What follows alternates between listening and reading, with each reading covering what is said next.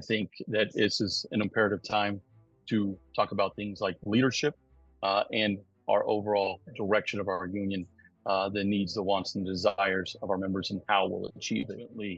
This is about how do we improve from where we currently are, because we do not like the direction that we're going now, and that has to change.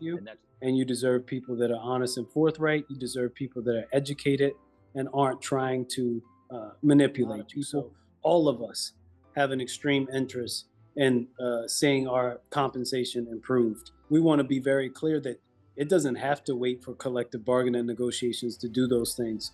We can improve our pay right now today.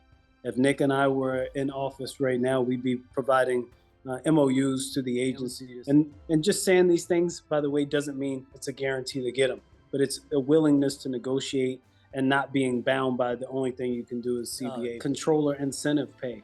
And those things have been done in the history of our union. It's antiquated. It doesn't serve our members. Our members can barely stay afloat while they're on the AG pay scale.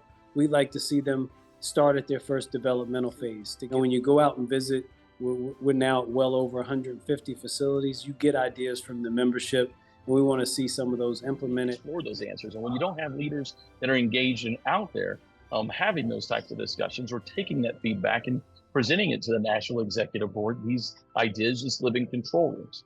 They don't make it to the light of day. Through negotiations to get above the federal pay cap, you can't. You would have to change the law. We should sign up. We should lead the movement. We should always be trying to address the federal pay cap and having it either raised or removed. Having things like Saturday premiums, controller incentive pays, those things would allow us to increase our take home, which would help us to offset what inflation has done to us, what natural rising cost is going to do for the length of our career without affecting the federal pay cap. You have to be willing to be creative and not tell yourself no. Because one of the things that I think bothered this whole union was when a National Executive Board kind of self-declared who the next president and executive vice president was going to be. I think we look back on that and we learn lessons from the past work. You cannot have a president that wants to play either games to run, hide, distract, and move from there. You get called to question. We saw that in a large way with the fatigue. MOU.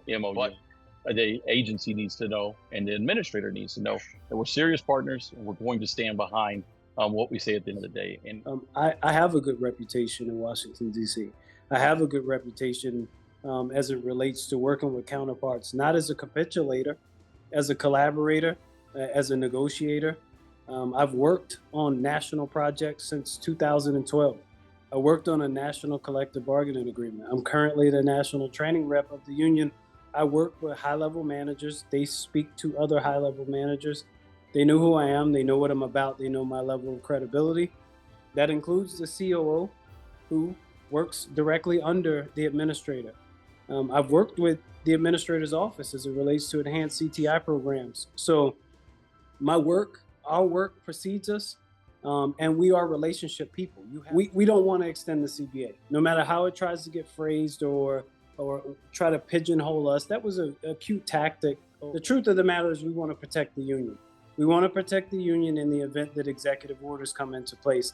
It's, to me, very disappointing that we aren't all jointly talking about executive orders and letting our membership know the very threat that they are to our union's existence.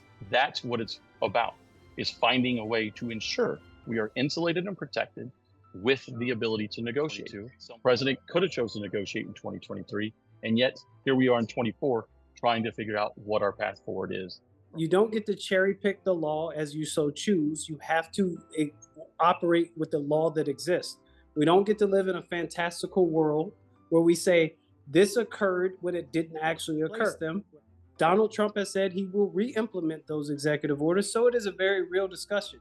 To say that there's fear is false. There's no fear on behalf of anyone. It's trepidation based on the reality that these may exist. We have to be mindful of that. Then the president of the union should never even consider an extension if he doesn't have to worry about executive orders. He brought that to the board, not the other way around. It's not right to play games with people's lives.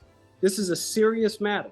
If those executive orders were to exist, would strip us of permissive subjects of bargaining, meaning we don't get to negotiate our schedules, we don't get to negotiate leave, we don't get protections from ATSEP, we don't have a position description, we don't have Article 33 and rotations, we can't leave facilities, so many things that would be harmful to us. And if that is the will of the union to do so, then that's fine, but they need to know the truth.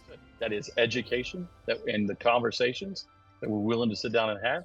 Let's all work on the same sheet of music. This is unfair to our members. It's unfair for Hanan to have to try to do a mental gymnastics to figure out whether or not the executive orders actually would exist. He should be told. We have attorneys, we have a chief of staff, we have a president, an executive vice president, we have a national executive board. There should be no question. This should be crystal clear to our membership. We have a system right now that flows around the 8s and 9s. I know the NSEP team has been working hard at it to try to find ways to do it, but it's going to take bold steps and maneuvers in engaging the agency. We need to start getting into a world where we can do targeted moves for our level 9s and below, just not being a lottery, but putting in plans and processes to say, you can plan on this, a world of bringing back swaps in like type facilities. That can be our entrance back into the door. Wow. We want to negotiate a CBA. We want to improve compensation and benefits for NACA employees, no matter what bargaining unit they're in, period, point blank. We just want to be honest with the membership and know all of the things that could occur in those instances. We must change the direction we're going, and that is why Jamal and I sit in front of you today. There are people that struggle every single day in silence or even out in the open that are fighting for their careers. We're bound by regional flight surgeons. Let's start putting an optional hour, a pay period if scheduled in advance. You want to go seek services for counseling through EAP, something that's not going to impact the medical, that's a step in the right direction. Members, and we had direction and one coherent message. We've lost that. People who've only been in this agency since 2019 or so, when COVID struck us, don't even know what this union looks like when it operates the way it's supposed to operate. When it operates with integrity, when it operates as what it's supposed to be, a vehicle for members to be served. We haven't seen that because they couldn't do that during COVID. And then we inherited a president and an executive vice president. I love Andrew Lebovich, but an executive vice president who in my mind has been marginalized. Our leadership has been weak. Our leadership has been weak and our leadership has been divisive. We have to get back on track or we will lose our members. We as a leadership, Jamal and I, will run towards issues when elected.